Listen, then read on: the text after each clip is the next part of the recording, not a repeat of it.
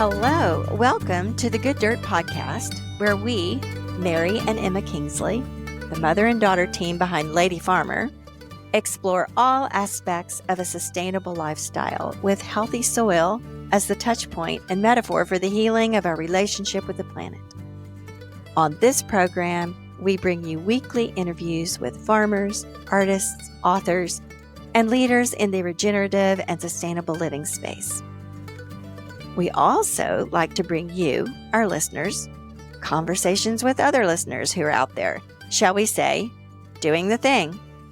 You are the ones we're talking to every week about how to live slower and more sustainably in a fast-paced, consumer-oriented world. And you are the ones paying attention to what's out there, trying to make more intentional choices, figuring out how you can shift your own daily lives to be more balanced and whole, and making good dirt wherever you are.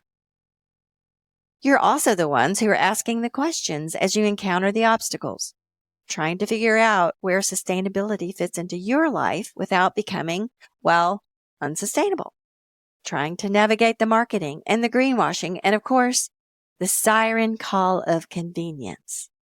All of the things that can so easily steer us away from who we really are and how we want to live with each other and in harmony with this miracle of creation that we call the planet Earth. So that's where we love to bring in these conversations, the ones with those of you who've reached out to us with your questions, your curiosity, and your enthusiasm. Because, as it turns out in so many cases, you're the ones who become the examples to all of us. And so it is with today's guest, Nathalie Girod, a faithful listener who's encouraged and affirmed us all along the way here on the Good Dirt.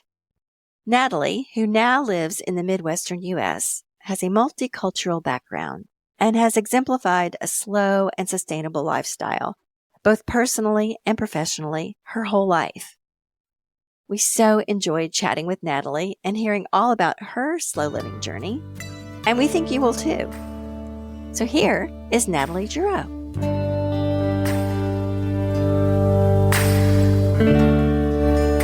Hello. First of all, I want to say I'm very excited to be on this podcast. Yay, we're excited to have you. It is a thrill. Very honored. My name is Nathalie Girod, and I am a designer. I love fabric, and I love textiles, and I've been doing that since a very young age. I began very young to sew and knit through my foreign grandparents. I have French from my father's side and Bolivian from my mother's side, so I'm a good mutt. I grew up with three cultures, the French, the Bolivian, and the American. I grew up with three languages, and I used to hide it. Now I'm very proud of it. I am living in Des Moines, Iowa. I don't know for how long, but it was just a place that called me, and I landed here without even realizing it was on the map. And I am relaunching my career as a designer for fashion, and I also love home linens like table runners and duvet covers. Oh my God, they make me so excited to sew, with the mind frame of being a steward towards this planet. I've been in the fashion field for a number of years, and I was in Paris for quite a long time, and I began in the haute couture, meaning the slow-made, no-waste, fit, custom-made, and $180,000 to $250,000 pieces, and I loved it. So I still sew that way. I still do not do the fast way. And I have a slow living lifestyle, but I grew up that way without realizing it. My French grandparents, having lived through 2 world wars, we used to tear up the Télé 7 jours, the TV guide, into 4 squares, and that was our toilet paper. And I used to read it and then crumble it up and then use it. I don't know how the plumbing survived, but that was our thing. Wow. And then on my Bolivian side, my Bolivian grandmother, she said, count your squares. And I have been doing that ever since. Wow. What a story. So I'm very interested in the multicultural aspect of your story. Do you still go back and forth to the different countries in your adult life, or was that just something of your childhood? I still go back and forth, but not as much as Bolivia. I've been to Bolivia probably 5 times in my life, but it's just so far away. Yes. And I do have family in France. I have a sister in Paris. I have a sister in Geneva, Switzerland. I have also family near Chicago. So we're just across the board. My family has been very unusual because we're all born in a different continent. Yeah. I was born in Europe. My sister Chantal was born in Australia, Tasmania. My mother in South America. My father in Morocco, Africa. And my younger sister Laurence was born in North America, in Cedar Rapids, Iowa. Wow. My father was a vagabond. So in this multicultural family and your life, how do you see the different cultures practicing slow living or sustainability or not? And what do you see are some of the biggest differences, and how have those influenced your life? You've explained how your grandmother taught you about the toilet paper and so forth, but what are some other things that you see that have carried through from this thread of your multicultural origins? When I was in high school, I saw a lot of difference in fashion. So I would receive my Christmas money and then go shopping in Paris. And there was a difference in style. There really was. I mean, now going back, everything's so global, where before there was a big difference. And when I'd come back to my school, I was wearing something that no one else was wearing. And so that has changed. As far as sustainability, I have to say that U.S. is kind of behind. Europe is not perfect right now, but at Galeries Lafayette, Printemps, they have a whole floor of thrifted clothes. Oh, really? Entire floor where it's just secondhand. Wow. Because they're also paying people to mend their clothes. Lifestyle, like my sister lives near Butte-Chaumont, and she goes to her fish store, cheese store, wine store, veggie store, butcher, and it's all within walking distance. We're trying to create that again.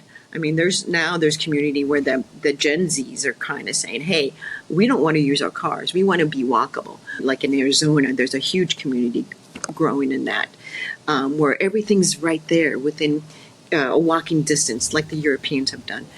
So, and Europeans don't shop like Americans. They just don't have the closet space. Not a lot of people have, 3,000 square foot homes.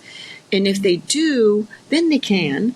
But it's not that mentality of shopping as much. They want their long vacations. They want, they're not as big consumers as United States. And it's because America was based on consumerism.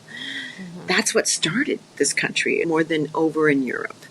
So you mentioned you come from this place of having grown up with a lot of these practices, and that memory of the toilet paper and the TV guide is really interesting. But you also said you have been living sustainably for about 20 years. So what was that? What happened 20 years ago, and what was that sort of epiphany or aha moment? Well, I was living in Europe, and when you live in Europe, you just have a different outlook when you shop and when you do transportation. I grew up with two families that always made their homemade food. We knitted our own sweaters. We weren't wasteful. We bought what was seasoned because it was within the budget. So I still do those practices. I make my own clothes, but it was just a slow process with my upbringing. So all my family, we cook and we always ate at the table. Even my sister with her 3 kids, that was part of the tradition. We make our own Christmas presents. We do that a lot still to this day. I lived in Chicago. I didn't have a car. Having a car, I do now, but I have to force myself to take her out once a week to keep her motor going. I bought my house in Des Moines to be walking or riding my bike wherever I need to go. If I have to go farther than 3 miles or 5 miles, then with purchases, then I will take my 1999 Outback Subaru, who is lovely, out, and we enjoy our day driving together because it's not very often. But it's like, for me, it's everyday life. So let me see, let's just walk through the house. I open my door, I put my bike away, or I walk, and I go through and I cook seasonal food. I make sure that all my purchases are low on plastic. So I go to supermarkets where I can choose. I have refillable bags. I buy glass and metal whenever I can, even if it means smaller, like the distilled vinegar, I will do that. I make my own cleaning products. I bought this book in the mid-90s, Clean House, Clean Planet from Karen Logan. It is so worn, but it does everything.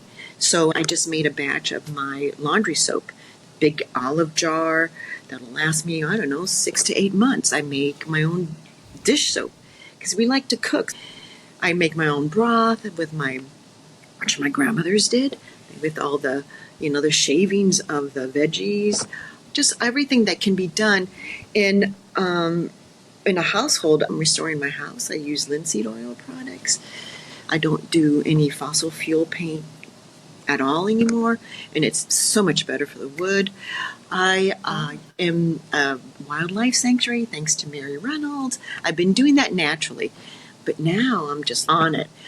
Then I reuse glass jars. I've always used, like my grandmother did, the jelly jars. That has been my whatever to throw my leftovers in, because I had them. Waste not, want not spending the money. This may sound weird for a lot of people, but I have very dry skin. I don't take a shower every day. I just can't. With the harsh water in Des Moines, with the chlorinated water, because we live in an agricultural state. I just do the bidet, and I do that daily. That's lifestyles.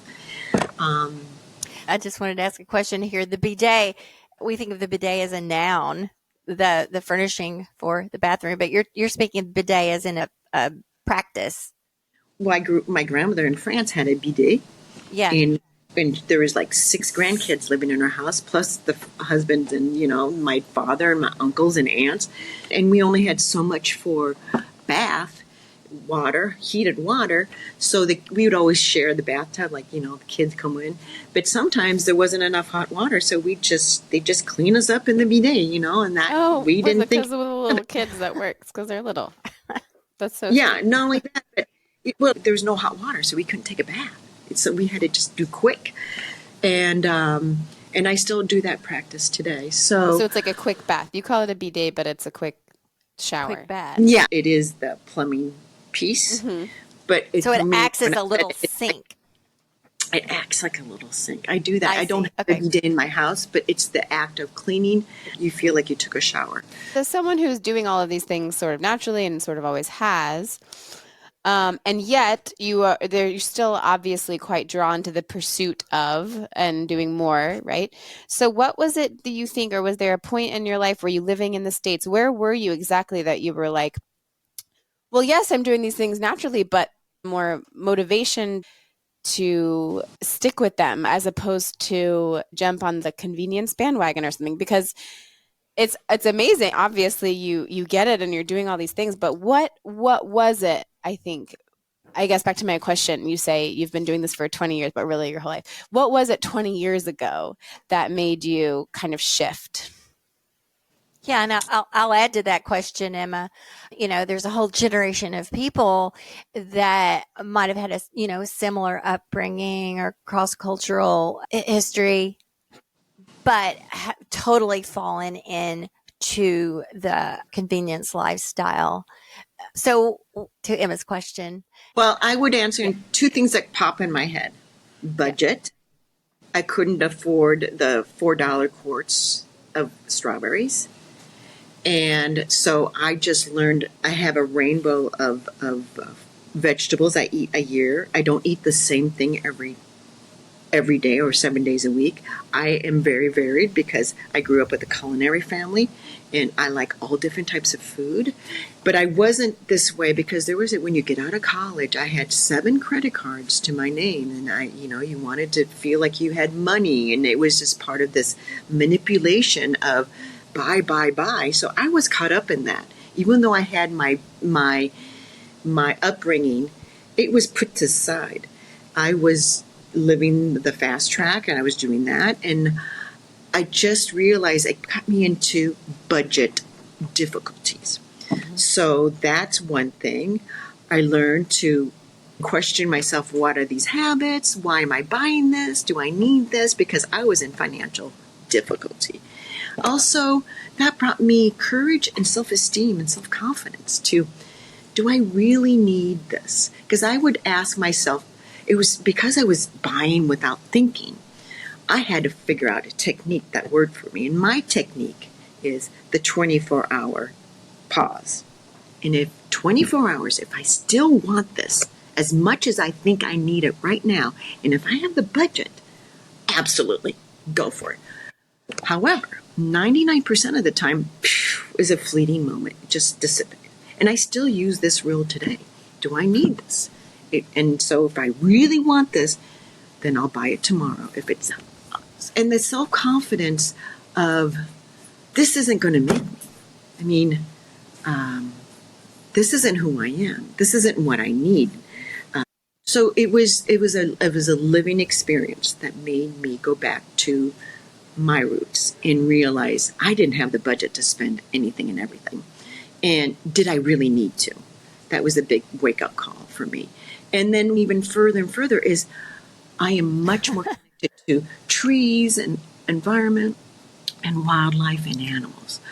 I feel like I can sense them and connect to them. And that grew with time. And that was probably in my 40s, where I would walk, where I was living in France. I lived outside in Fontainebleau, and there's a huge forest, and I'd walk for hours. And I just was different than walking in the city, That's what rejuvenated me, not so much the buying. The buying is a quick fix, and it's addictive. And we have a lot of addicted people in this country for buying, unfortunately. That was just a learning curve, living life, and choosing what really worked for me. I love all of this. I love the piece about you were able to embrace who you were and what you felt about things. And you had the courage to do things differently. I think that's a real part of slow living, actually, and a real part of the sustainable lifestyle, because most of the habits and the behaviors that are going on today that are causing so many problems are because of trends and collective thinking and marketing and all of these things. And it really takes independent thinking to break away from it. So thank you. Thank you for being an example and a mentor to us. It's so true about independent thinking. We are just losing independent thinking because they want us to be a herd. And to look at the vegetable choices. If you go to Europe, there are so many vegetables offered in the winter time at the markets than there are here. I mean, let's talk about gut health. If you eat the same thing every day, your gut is losing out. It's like doing the same workout every day. You have to change your muscle workouts. I mean, because otherwise your muscles have memory and it gets doesn't make a difference. It's the same thing with your food. I believe, now I'm not saying you don't have to do anything. This is my point of view. I change my food according to the seasons. And I really believe that's part of my gut health, because I'm always changing it up. The roots, in the wintertime, the berries in the summertime.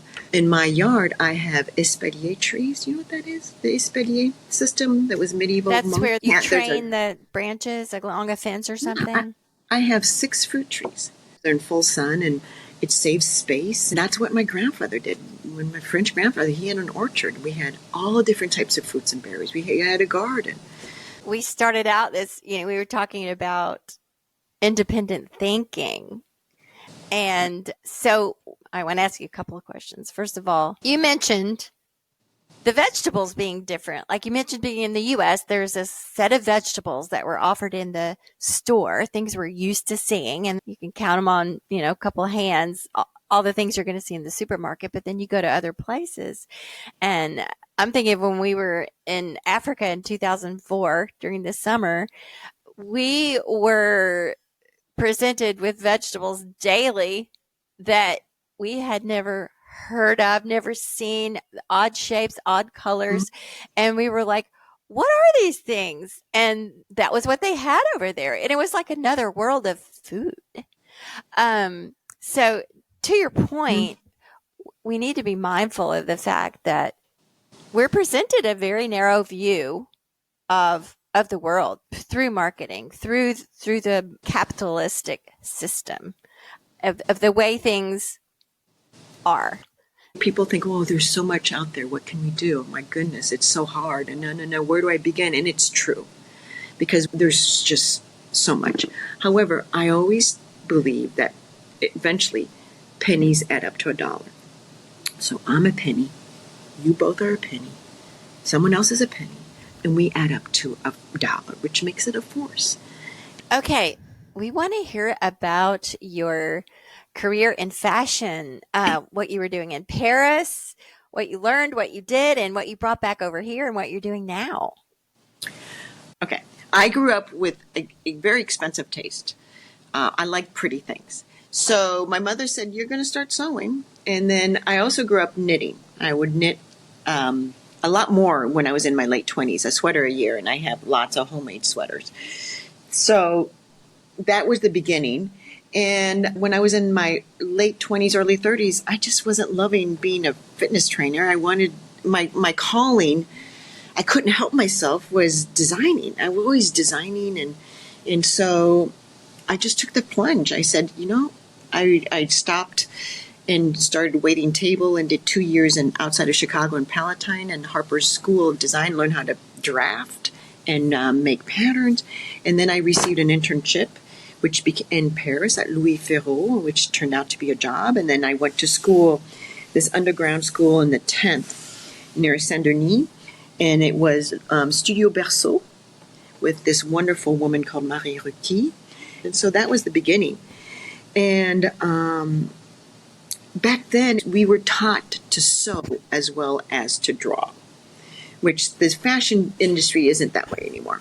Fashion industry is all on computer programs. So the art of sewing has been losing its importance in fashion design because of fast fashion. You can't, if you want to be fast fashion, you can't. So I've always done slow fashion. And I would begin with my own clothes to start up, to do my own design and be independent and make it instead of relying on other people. And it was knitting. So in 1999, 2000, I did my first hand-knitted scarf collection.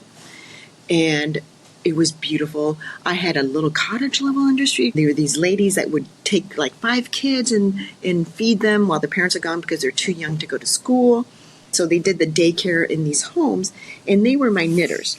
I did this collection, and I was like, overwhelmed because I had the sales hat, I had the marketing hat, I had the production hat, I had a design hat, and I thought I had to do it all on my own. I thought I had to do this all on my own. And I did 5 seasons. Was not paying myself very well because I wanted to pay everyone else had to pay. I wanted everyone else to have a fair wage. And so that was the beginning. And that was, 99, 2000. And then I just grew and I was in a Japanese magazine. I just couldn't keep up. So I burnt out. I did a t-shirt collection and it sold in the United States because I moved back. I fell in love with an American, moved back, and I did t-shirt collections and I sold them well. St. Louis, Chicago. I mean, again, burnt out. Couldn't keep, because it was me sewing at 2 a.m. my t-shirt orders. And I just couldn't. This is my 3rd time. And I have a team. I said, you know what? Let's just see. And this time, I'm still doing my practices of dead stock because that's what I did. I mean, I had to buy cheap. And now I'm much more conscious of fabric content, where it's going, where it's at. What are you making? What is your product now? It's going to be capsule collections, limited series, dead stock, that won't go away. So I'm not going to be, because if you look at fashion, 1 minute it's this, next season it's this, and then it's this. Mine is revolving capsule collection. So I may run out of the fabric, but that dress or whatever that is going to be always available. And I'm going to build off of that. So this blouse that I made in last year's collection, you can wear it in every collection. I don't want it to be trendy. I don't want it to be throwaway. I'm not a very good salesperson because my thing is only buy what you need. Yeah. Buy pieces, don't buy looks. What is the name of your line? It is Isa Maiza. I am called Nathalie Maiza Isabelle Girod. So Isa Maiza. That's wonderful. So when you say you learned transparency from us, from the Good Dirt? Yeah, where are my fabrics from? Where are they? Yeah, I knew, because before I would, at the haute couture, we would buy beautiful fabrics. I mean, but it doesn't mean that it was sustainable. Yeah. They were just well-made wools from Italy,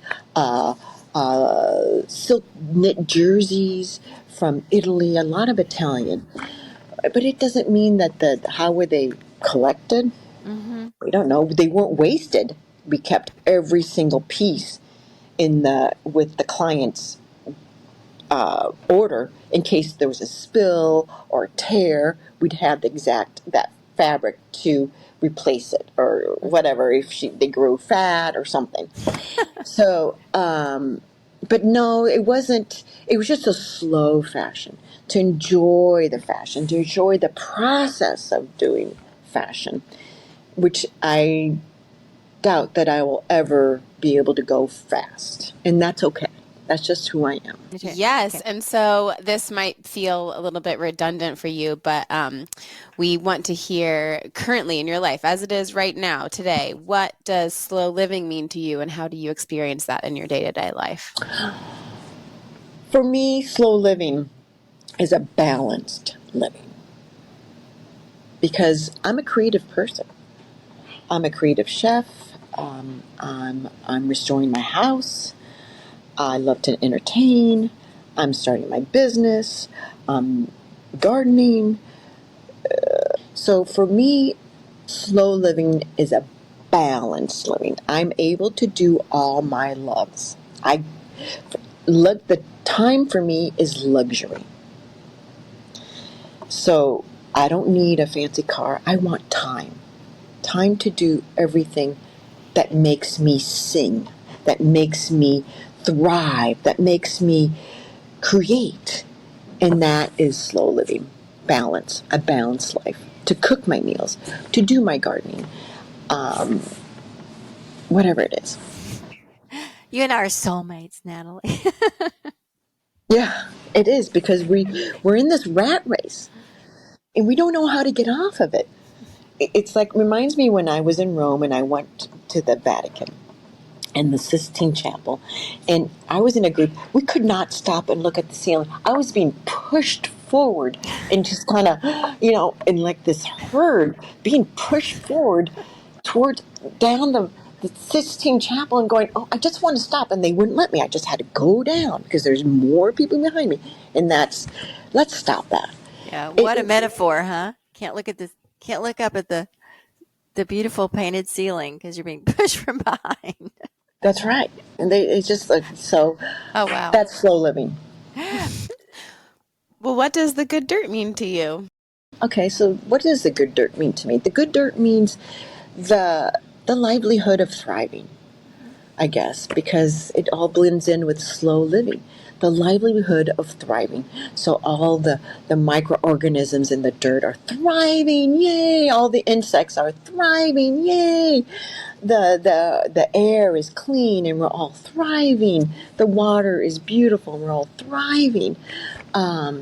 So the good dirt means the capacity of being in an environment to thrive. I guess that would be, and plus all your other guests, because they all hit a beautiful point. That is a wonderful answer. The environment to thrive. I love it. Really cool. I love it. And kind of the responsibility we have to create that for ourselves and for others. So, Really one more thing. So sometimes I hear comments of, well, if it involves my health, I don't care about the environment. And I'm thinking, well, that's an interesting point of view, because if you don't have clean water, clean air, good soil, who cares about your health, because it's going to affect everything. Yeah, I think to me that is a lack of understanding and a lack of information, and that's why we're here.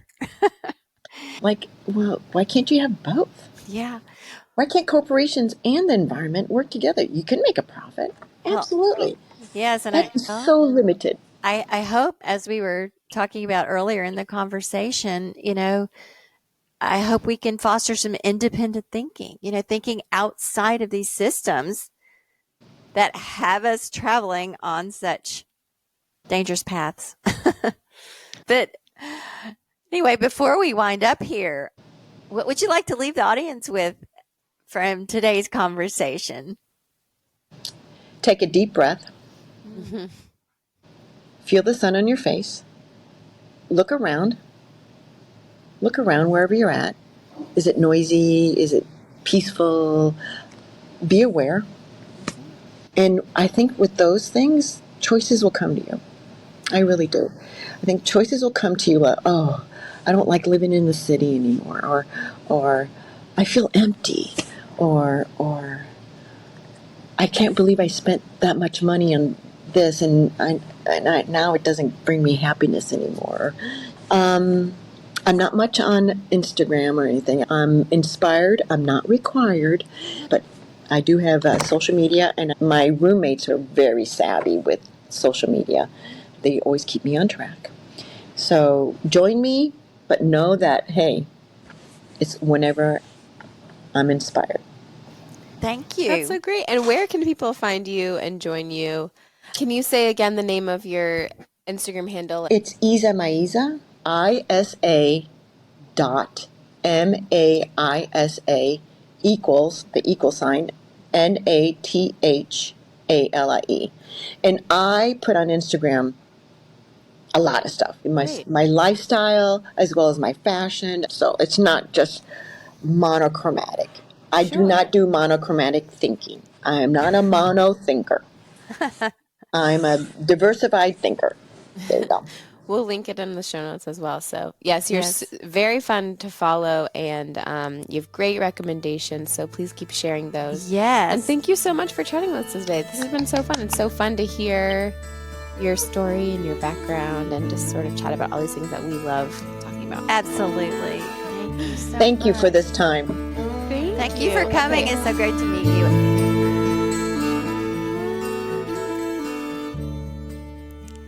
Thank you for tuning in, calling in, and spreading the good dirt. We love hearing from you.